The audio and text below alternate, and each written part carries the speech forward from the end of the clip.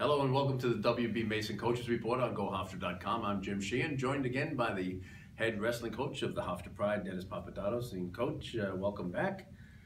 A rough weekend. Yeah, rough. I mean, there was some highs, but you know, both wins in the loss column and also physically from some of the members of the team, dropping 2 matches to Purdue and Kent State, probably 2 of the most underrated teams in the NCAA right now. Yeah, I think Purdue more than nothing put Kent State down. Purdue is really good. Kent State, we didn't perform that well, but they were better than was expected.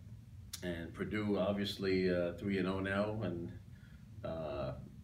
approaching the top 25 in some of the polls.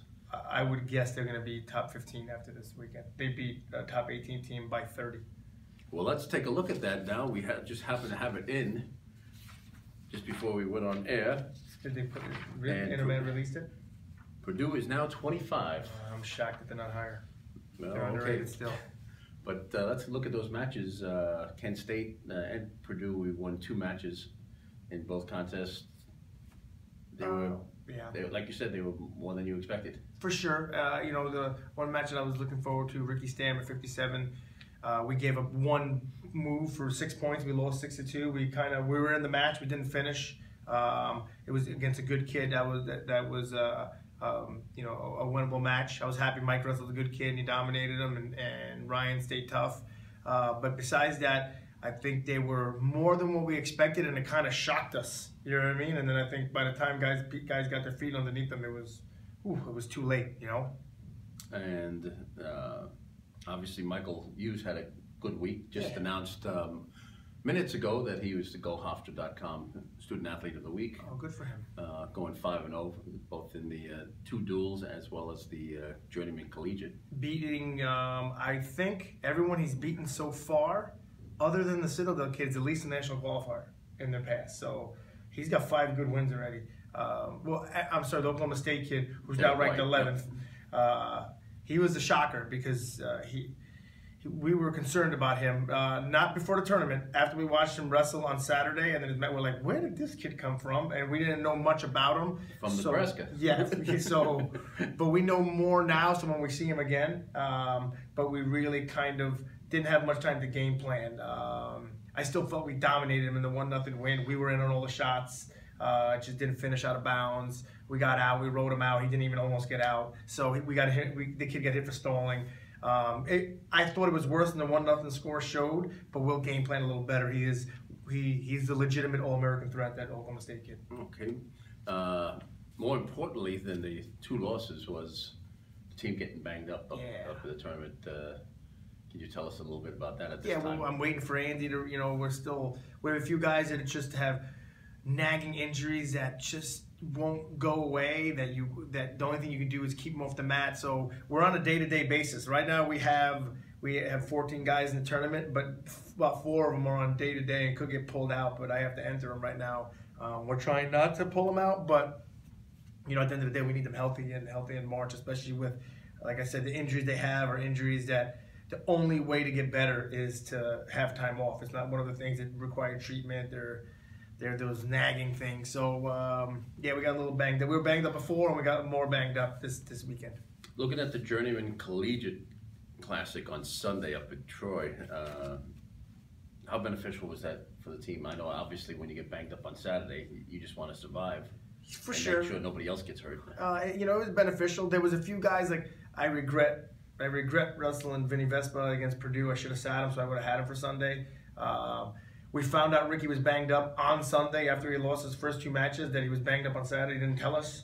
We're like, you gotta tell us so we can better, you know, help you and prepare. So, you know, but it was good. There were some good wins. You know, Jacob Martin wrestled really well. He wrestled really well. He wrestled defending national champion. He lost by 11. If you watch the match, though, he's the only one in the whole tournament that even battled with the kid.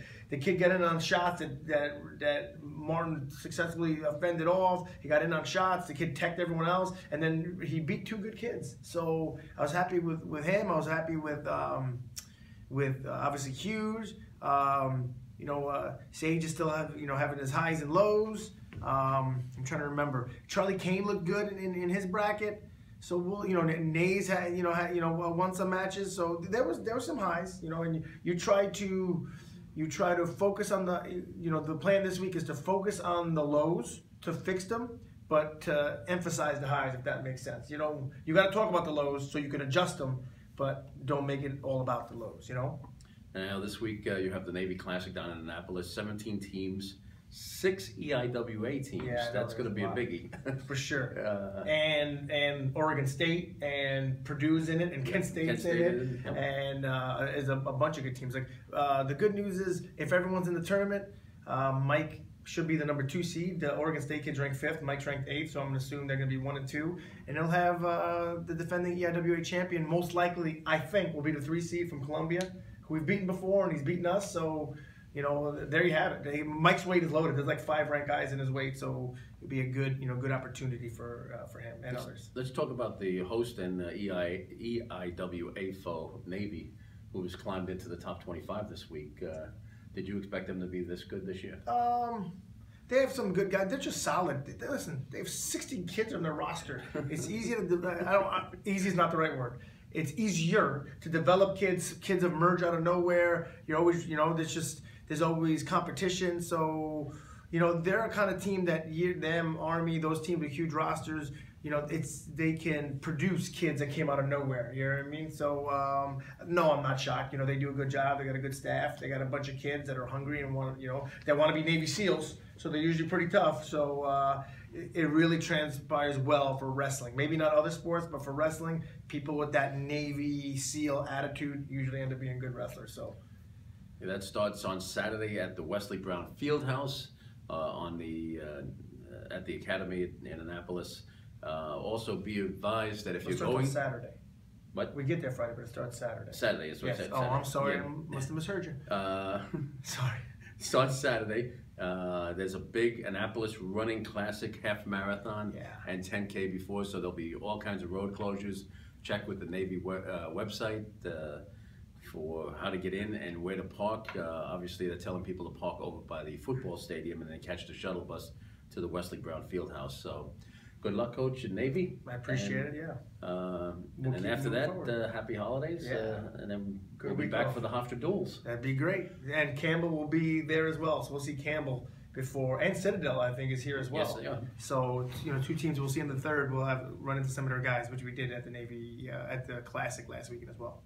And thank you for watching the WB Mason Coaches Report on GoHofstra.com. Thank you. Happy holidays next week.